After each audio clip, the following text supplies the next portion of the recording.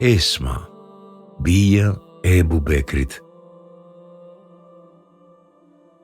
Esma ka jetuar 100 vjetët e nuk I ka rënë asnjë dhëmba dhe mballë, dhe në asnjë moment nuk e humbi mendje përrektësinë e saj, edhe përkundër pleqërisë së thellë.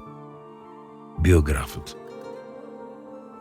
Kjo është Esma, sahabje e famshme e mbuluar me kuror lavdish nga të gjitha anët. Babai I saj ishte shoku më I afërt I Resulullahut. Gjyshi I saj ishte sahab, motra e saj ishte sahabie, burri I saj kishte qenë sahabi dhe kjo mjafton që ajo vërtet jetë krenare dhe e famshme. Pra, babai I saj ishte Ebu Bekr es-Sidiku, shoku më I ngushtë I pejgamberit alayhis salam gjatë gjithë jetës së tij, kurse pas vdekjes së Resulullahut ishte edhe halife, udhëheqëse e muslimanëve. Gjyshi I saj ishte Ebu Atik, babai I Ebu Bekrit. Motra e saj ishte nëna e besimtarëve, Aisha, Allahu e mëshiroft. Burri I saj ishte ndihmëtari të dërguarit alayhis salam, Zubair ibn el-Awwam, kurse djali I saj ishte Abdullahu, kënaqësia e Zotit qoftë mbi të gjithë. Thënë shkurt, mjafton të themi se kjo është Esma, bija e Ebu Bekr es-Sidikut. Esma ishte ndër të parat që pranoi Islamin, nga se këtë hap e kishte ndërmarrë para saj vetëm 17 veta. Është titulluar si pronare e 2 shokave, 2 brezave, sepse duke u përgatitur ushqimin për udhtim pejgamberit alayhis salam dhe babait saj, atë ditë kur ata emigronin, kishte bërë gati edhe një enë me ujë, por pasi që nuk gjeti diçka që t'i lidh ato, e grisi shokën e saj dhe në 2 pjesët me njërën lidhi ushqimin, kurse me pjesën tjetër lidhi enën me ujë. Atëherë pejgamberi alayhis salam bëri lutje për të që ato 2 pjesë të shokës së saj, Allahu t'ia zvendësoj me 2 shoka breza në xhenet. Ky është shkaku që ajo është titulluar me ofiqin pronare 2 shokave. Ajo u martua me Zubair ibn el-Awwamin, I cili ishte një djalosh I varfër, pa shërbëtor që t'i shërbej atij dhe pa pasuri me të cilën do t'i mbante fëmijët, përveç një kal me të cilin kryen nevojat elementare të shtëpisë. Ajo sillej mirë me Zubairin dhe I shërbente atij, derisa Allahu ja hapi Zubairit rrugën e pasurimit dhe u bë njëri prej shokëve më të pasur Muhamedit alayhis salam. Kur Esmës ju dha rasti për t'u shpërngulur për në Medinë, ajo me bindjen e saj në fen islame, në Allahun dhe në pejgamberin e tij, edhe pse në ditët e fundit të shtatzanisë në djalin e saj Abdullahun, I përballoi të gjitha dhe kjo nuk e pengoi asgjë për të emigruar, dhe posa arriti në Kuba, e lindi fëmijën e saj. Muslimanët e madhëruan Allahun dhe proritën nga gëzimi, sepse ky që fëmija I parë që u lindi si muhaxher në Medinë. Ajo e mbarti fëmijën deri te pejgamberi alayhis salam dhe e vendosi në prerë të tij. Kurse ai bëri dua për të, mori pak lëng nga goja e tij dhe e vuri në gojën e foshnjës, I cili e përpiu atë. Kështu që gjëja e parë që përpiu foshnja ishte lëngu I dhënë nga pejgamberi I Zotit alayhis salam. Personaliteti I Esmës karakterizohet me virtyte të larta, karakter të fortë dhe arsye të shëndosh, veti këto të cilat I kanë vetëm njerëzit e rrallë. Ajo ishte një bujare e madhe, e për të narfen djali I saj, Abdullahu, I cili thotë: "Nuk më ka rastisur të shoh gra më bujare se sa tezën time Aishen dhe nënën time Esmën. Por bujaria e tyre ndryshon. Sa I përket tezës sime, ajo mblidhte pak nga pak derisa mblidhte aq sa mjaftonte dhe pastaj u andante atë nevojtarëve. kurse nëna ime nuk linte asgjë për nesër, por menjëherë e shpërndante. Esma ishte inteligjente dhe mençur dhe dinte ta gjejë veten në pozita të vështira e të palakmueshme. Mençuria e saj u dëshmua kur Ebu Bekri u nis për të emigruar, duke e shoqëruar Muhamedin alayhis salam dhe mori me vete tërë pasurinë, vlera e cilës arrinte në 6.000 dirhem, duke mos lënë asgjë për fëmijët e tij. Kur Ebu Kuhafe, i ati i Ebu Bekrit, i cili ishte politeist, u informua për këtë, erdhi në shtëpi të birit dhe i tha Esmës: "Për Zotin, po e shoh se ai me marrjen e pasurisë me vete u ka shkaktuar vuajtje, ashtu sikurse u ka shkaktuar vuajtje me largimin e tij." Mirpo Esma ju përgjigj: "Jo, kurse si, o gjyshi im. Në të vërtet, ai na ka lënë pasuri të mjaftueshme." Pastaj mori ca gurë të vegjël dhe i vendosi në një dollap, në të cilin linë pasuritë e tyre më parë. I mbuloi gurët me një robë edhe pastaj e mori gjyshin e vetë përdore, nga se ai e kishte të pamurit të dobët, dhe i tha: "O gjyshi im, shiko sa pasuri na ka lënë." Kur ai e lëshoi dorën mbi gurët e mbuluar me robë, kujtoi se janë të holla dhe gurë të shmushëm dhe tha: "Nuk është keq nëse u ka lënë tërë këtë pasuri." Me këtë Esma dëshiroi që ta qetësoj shpirtin e plakut dhe që të mos e obligoj t'i ndaj diç nga pasuria e tij. Ajo e bëri këtë nga se u rrente që t'ia shtri dorën një idhujtari, qoftë ai edhe gjyshi i saj.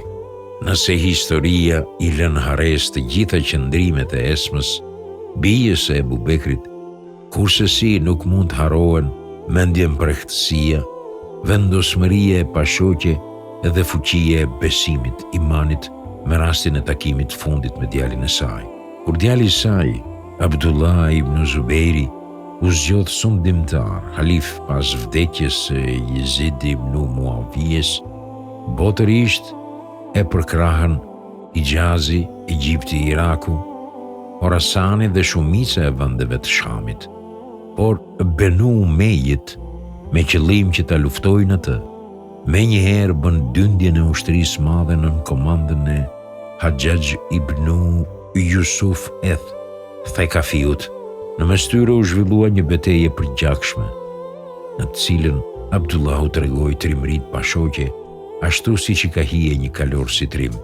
Kur përkrasit e tij filluan të shpartallohen dal nga dal, atëherë ai u strehua dhe u mbrojt te Qabja, së bashku me ata që kishin mbetur me të për ta mbrojtur Qabën e madhrishme.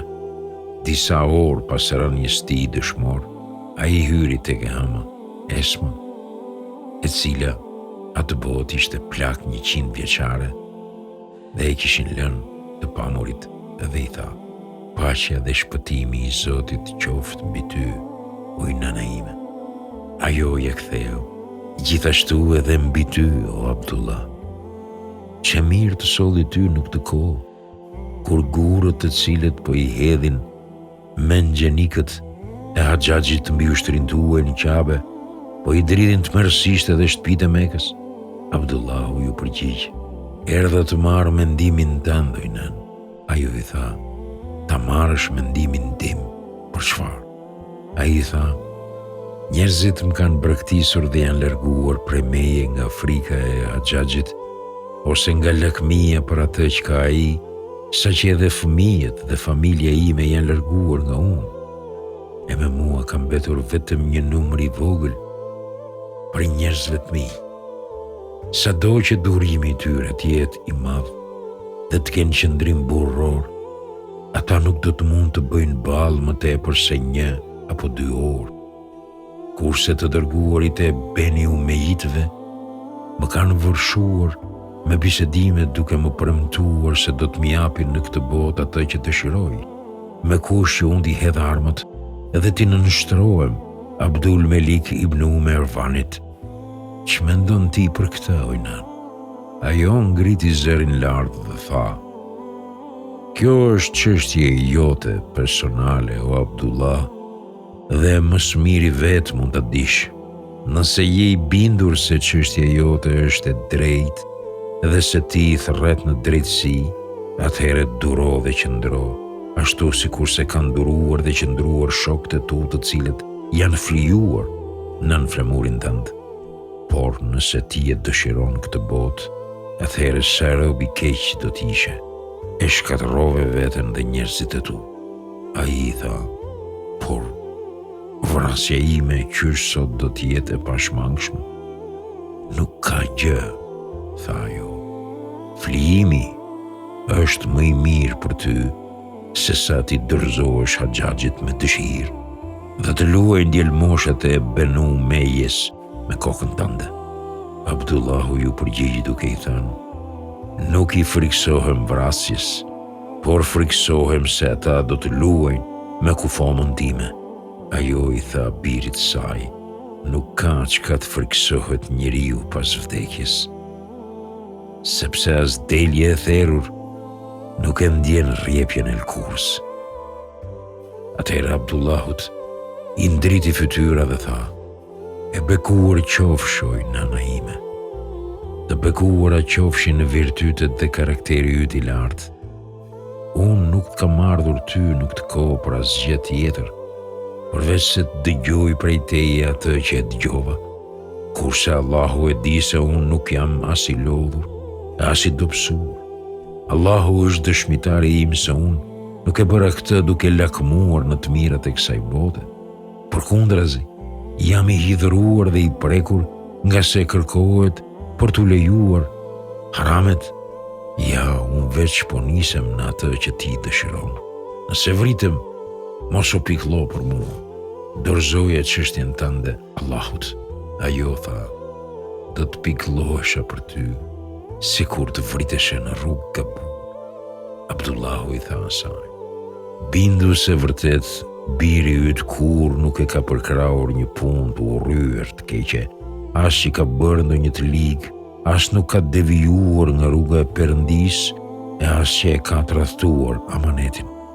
Dije se djali yt kur nuk e ka përkrahur tiranin, as ndaj muslimanëve e as ndaj jo muslimanëve lojal, dhe nuk kishte tek ai gjë më të vlefshme dhe më meritore se kënaqësia e Allahut mëdhëruar. Këtë nuk e them për ta pastruar vetveten, sepse Allahu është më i dijshëm për mua se sa unë, por them këtë për të dhënë durim dhe kurajo në zemrën tënde. Esmaja e ktheu, falënderimi dhe lavdia i qoftë Allahut, i cili të drejtoj në atë që ai dëshiron dhe në atë që edhe unë dëshiroj. Afro pranë meje, o biri im, që ta ndjej jerën tënde dhe ta ledhatoj trupin, sepse ky mund t'jetë takimi im i fundit me ty. Abdullahu e afroi fytyrën të duart dhe këmbët e saj, ja mbuloi ato me puthje, kurse ajo e afroi hundën e saj te koka, fytyra dhe fyti i tij, dhe nuk hati erën e tij, duke e prekur dhe puthur. Pastaj me duart e saj, filloi t'ja prek trupin, dhe kur preku gjoksin e tij për një çast të ndal, i tërhoqi duart prej tij dhe tha, "Ç'është kjo që ke veshur, o Abdullah?" Abdullahu ju përgjigj, "Kjo është këmisha ime e hekurt." Ajo i tha, "O biri im, kjo nuk është roba e atij që dëshiron të bjerë dëshmor, shahid." Ai i tha, "Por e kam veshur për të qetësuar ty dhe zemrën tënde."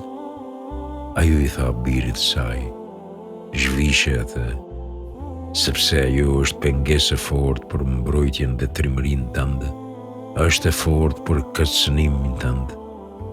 Pa të lëvizja është më e lehtë, e në vend saj vishe një këmishë të gjatë që kur të vritesh të mos zbulohet trupi yt." Abdullahu e zhveshi këmishën e hekurt dhe veshi një këmishë të gjatë, jo të hekurt. E mërtheu atë dhe shkoi te qabja për të vazhduar luftën me ushtarët e tij, duke thënë, "Mos më ndaj prej duas, lutjes o nën."